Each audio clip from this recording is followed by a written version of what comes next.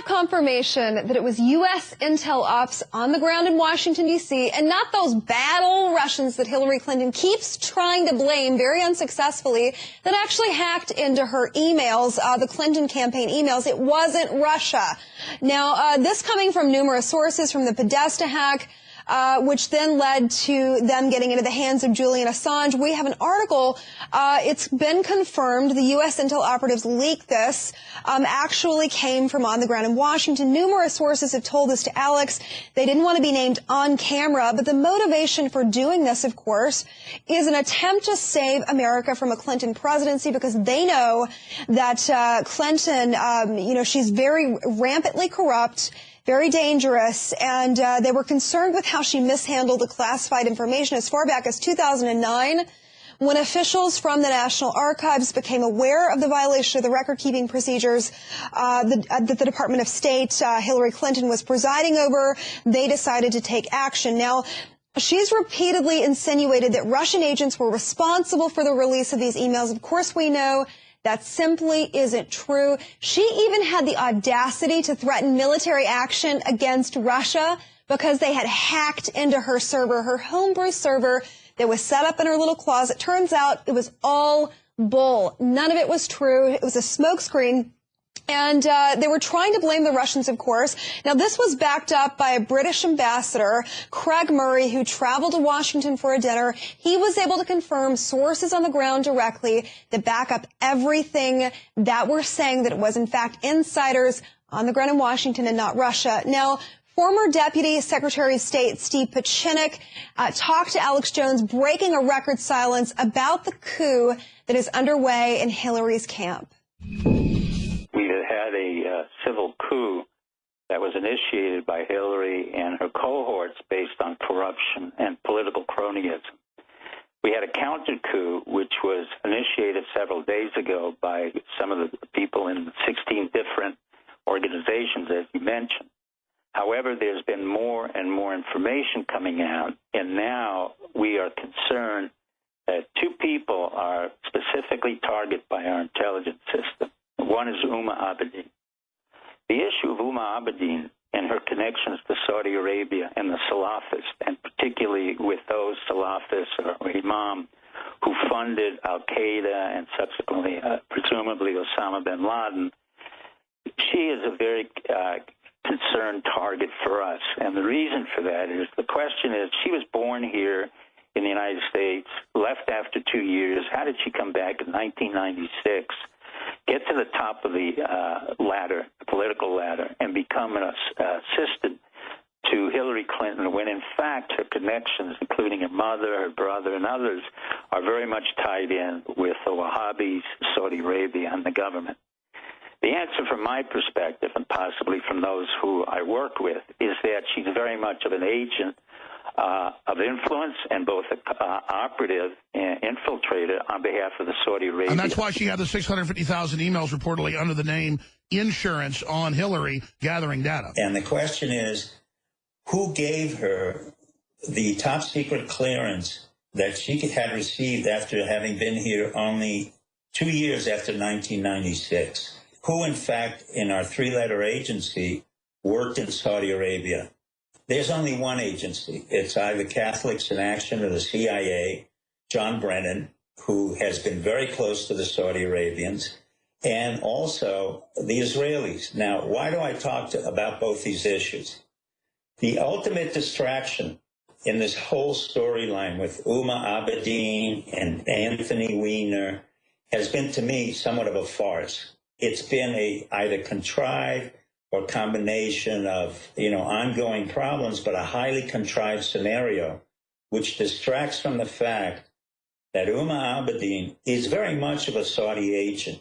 However, she married a Jew, a pathetic Jew, but nevertheless, that neutralized the notion that she was a total Saudi influence. Peter Pieczenik was brought into the Justice Department as a result of being Podesta's lawyer, and Peter Pieczenik got Podesta off of criminal charges. Podesta, who's as stupid as the day is long, made a comment saying, "This is my kind of lawyer. He makes sure that I never go to prison." So what we have is a Jewish law firm Dixine Shapiro with a Jewish representative, Peter Kachek, who is in turn going to evaluate and investigate a corruption trial with Uma Abedin. That's a complete farce. Now, the media, the mainstream media, they are shaking in their boots because they know that the FBI bombshells, it could spell out a victory for Donald Trump. They're echoing this. It's almost hilarious. They're not even concerned with the fact that Hillary is an ardent criminal that's an ineffectual leader and everything that she touches turns to crap. You know, that's of no mind that she actually engaged in criminal activity. No, what they care about is the outcome of the election, win at all cost. And specifically, you know, the FBI in relation to the bombshell that they're reopening this case, the subject of mainstream media largely focused negatively on Comey and not Clinton. The fact that she'd sent this classified information from her homebrew server. One study, it was done by an organization called Media Research Center, and they looked at news coverage from a Friday to a Monday, and consistently reports from ABC, NBC, CBS, they were overwhelmingly negative towards Comey, and only 31% of the time, roughly 1 in 3 times, did they actually call out Clinton for her illegal activity. Now, the most pertinent part of this, the most important part of this information, the Washington Post editorial board, it said, and I'm directly quoting here, no one should be happy that the outcome of the U.S. presidential election could be affected, if not determined, by a cryptic letter from the FBI director released 11 days before the vote. But that is our unfortunate situation. Well, guess what? You very inept, defunct media. It's not your situation. It's the situation regarding the American people, and everyone has a right to know exactly what was sent, exactly what she did, regardless of the outcome of the election. Now, speaking of the defunct media, we cover the New York Times frequently here on InfoWars, and astonishingly, there's a report that says that 95.7% they fell in quarterly profits, which is remarkable. Now, last quarter, their shares were only 6 cents a share. They can't give it away. But specifically, their net profit attributable to the newspaper publisher, it fell to $406,000, are just breaking even per share in their third quarter. Now, to read that direct little tidbit of information, you would think that they were on the verge of collapse. Well, according to Mark Thompson, who heads up the New York Times, he's pretty much saying that things couldn't be better. This is what he had to say. He said the quarter proved yet again that the New York Times has a very compelling digital revenue story to tell. We saw exceptional gains in our digital consumer business, more than twice as many as the same quarter last year, and far more than any other quarter since the model launched in 2011. So just the fact that that statement is pretty out of touch, if you really think about it. He's saying, look, our digital gains are great. Well, guess what? Your shares are worth pennies on the dollar, and you basically can't even give it away. And maybe that's because you don't really cover issues that people care about. And specifically, we are in a war. We're not where Western Europe is. We're not there yet. But with a Clinton presidency, we very well could be. There is a war going on right now on the streets of Paris, and armed migrants are seen fighting each other in the streets. We've seen this since the closing of the Calais jungle. They've moved to the north of Paris.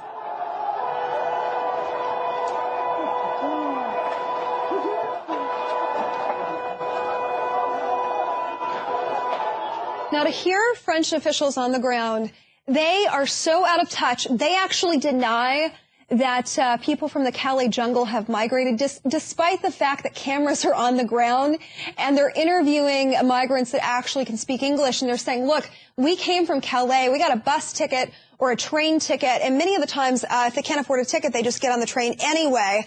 And we've seen what they're doing. Now, that specifically was in the northern part of Paris. It was around the Stalingrad metro, and it was turned into a refugee battleground. What we see are these rival gangs of migrants, and they set upon each other with violence, with billy clubs, rioting in the streets. Meanwhile, pedestrians are simply walking past, victimized by what they're seeing, powerless, helpless to do anything about it. This is falling on Hollande doorstep, and yet he's denying that they have a problem. You know, this situation makes Merkel's immigration policy actually look somewhat organized, which is a really tough thing to say because, wow. But they have a serious problem. Meanwhile, the media and officials, the globalists in charge, no problem, nothing to see here. But normal people with half a brain can actually see that there is a problem. And Putin even remarked on the situation. He warns the European countries that they have absolutely no future if they don't get a handle on the migrant crisis and establish some law and order. Now, he says a society that cannot defend its children today has no tomorrow. He said he's totally bewildered at the fact that European countries are taking in so many migrants, and it's increasing the number of rapes sweeping the continent. Of course, we know that the mainstream media will not cover these rapes. They absolutely refuse to do it. But we covered this specific rape case that President Putin highlights, and it's the case of the 10-year-old boy in Vienna that was raped by an Iraqi refugee. The refugee was ultimately, the charges against him were dropped because they were able to say effectively that the refugee did not know what he was doing to the 10-year-old boy was in fact raped. Now, he claimed he had a sexual emergency and that he didn't understand that the boy didn't want to be raped. Oh my gosh, we are really in for it. He says it didn't fit into my head. What on earth are thinking over there? That's what Putin has to say. And I couldn't agree with him more. The rationale, it's like the inmates are running the asylum, and rape cases like this of this 10-year-old boy, unfortunately, they are a dime a dozen. We hear about so many of them, but you really have to dig, especially in mainstream media, because they completely ignore the fact that this is directly related to the migrant crisis that is underway. And by the way, if Hillary Clinton has her way, she's already said it. She's going to ratchet up the refugee population coming in, non-vetted refugees, mind you, because our Homeland Security Department, it is not equipped on the ground to vet these refugees. She doesn't care. And what's happening in Vienna, this is absolutely what will happen here if Hillary Clinton has her way. And the president of Russia is even remarking on it, saying he is totally bewildered at this fact. Now, we know that regarding the refugee crisis, ISIS has infiltrated military populations, refugee populations, and they are proud of this fact. It is unbelievable. There is one specific article that is so troubling to me. When I read it, I nearly, sick to my stomach doesn't begin to describe it. So the Islamic State, they have this magazine. It's called Nashir now, and they published an article asking lone wolves living in Western Europe and the United States to begin attacking. And specifically, I'm directly quoting, this was written in English as well as Arabic and French. And this is what they had to say. Every soldier fights on the caliphate land in Iraq and Syria, wishes to be in your place, meaning wishes to be in Western Europe or America. We can cut the tail off the snake, but it sooner will grow again. But you have its head. Brave Mosul is bleeding. You should stop its bleeding by carrying out exhaustion operations on the enemy's power and blood. Cut their heads by your own knives. Let us hear your guns blasting their heads. If this doesn't make your stomach turn, and yet our politicians, like Hillary Clinton, they are totally ignoring these facts, because to look at the facts, a moratorium on populations that are coming out of ISIS strongholds, we're not properly vetting them. She knows that.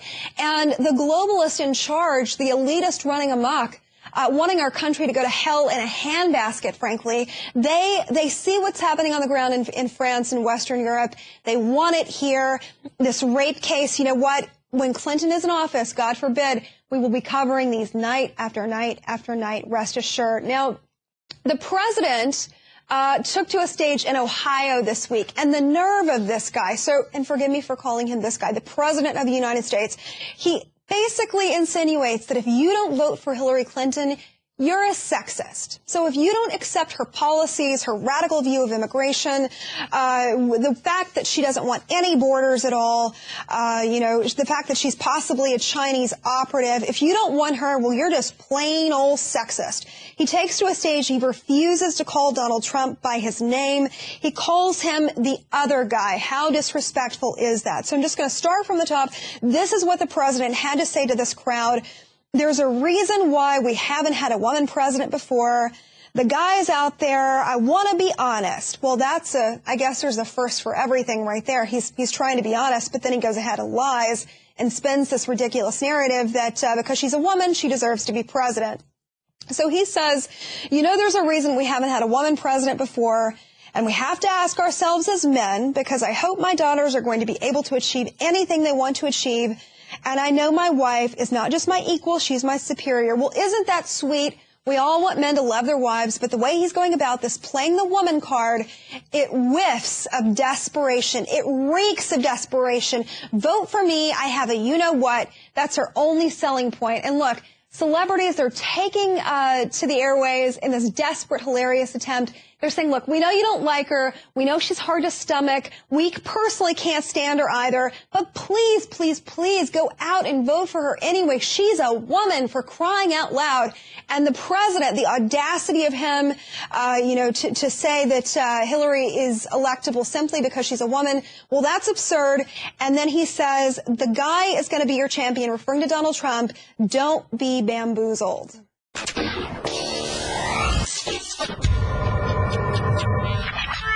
My fellow Americans, my fellow humans on planet Earth, there is an epic, legendary awakening of nationalism and populism happening from the Brexit to the Donald Trump phenomenon to Russia pulling out of the New World Order and arresting the bankster oligarchs. Humanity's will for self-determination and freedom is expressing itself. The great classical liberalisms of Thomas Jefferson and Francis Bacon are reawakening right now. And it's because of the historical times we live in that InfoWars is going to embark on an unprecedented 52-hour broadcast. We've done 24-hour broadcasts before, but we've never gone 52 hours.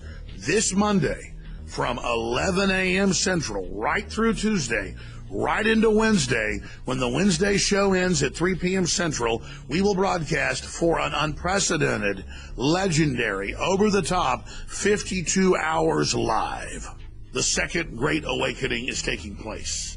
We are in the dawn of a new era of renaissance, of rediscovery and human liberty.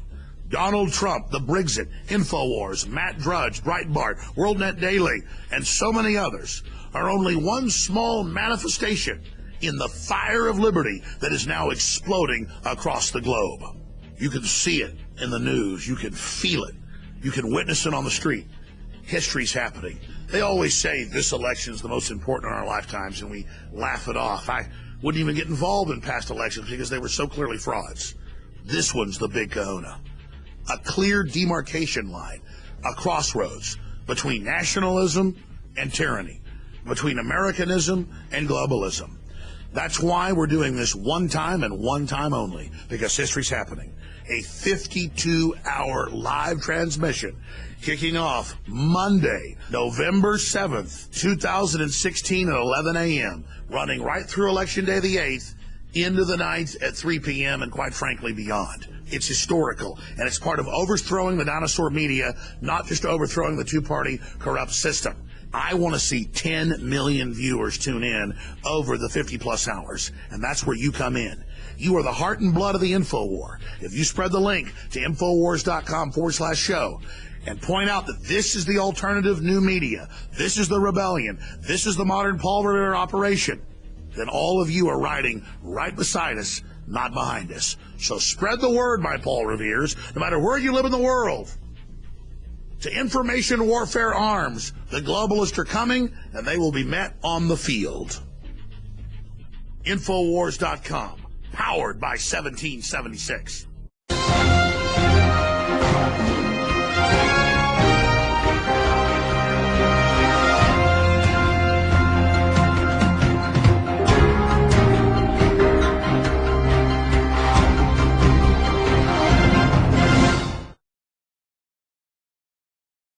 Confirmation that it was U.S. intel ops on the ground in Washington, D.C., and not those bad old Russians that Hillary Clinton keeps trying to blame very unsuccessfully that actually hacked into her emails, the Clinton campaign emails. It wasn't Russia.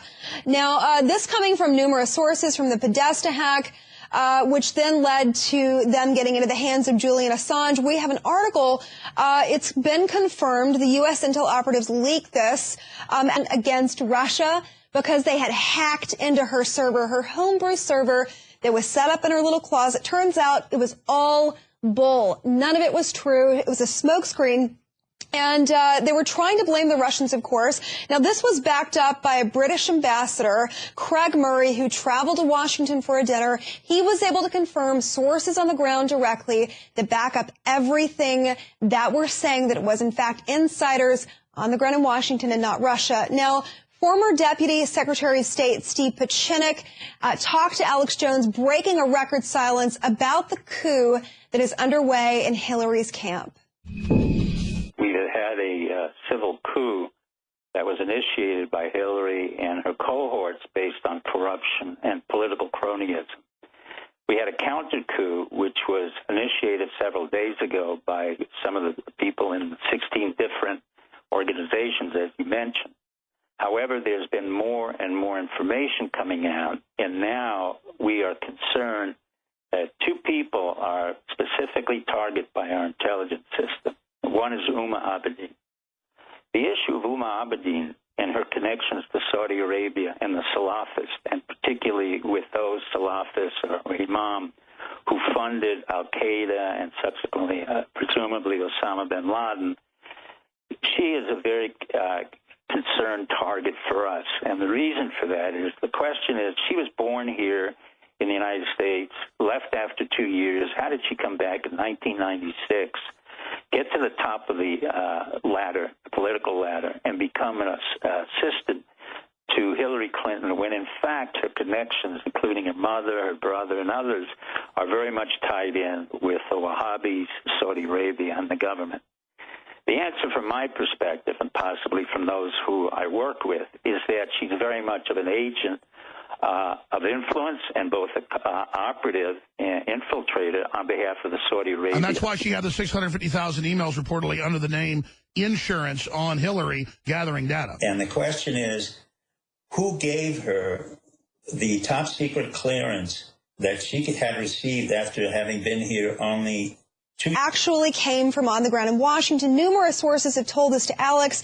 They didn't want to be named on camera, but the motivation for doing this, of course, is an attempt to save America from a Clinton presidency, because they know that Clinton, she's very rampantly corrupt, very dangerous, and they were concerned with how she mishandled the classified information as far back as 2009. When officials from the National Archives became aware of the violation of the record-keeping procedures that the Department of State, Hillary Clinton, was presiding over, they decided to take action. Now, she's repeatedly insinuated that Russian agents were responsible for the release of these emails. Of course, we know that simply isn't true. She even had the audacity to threaten military action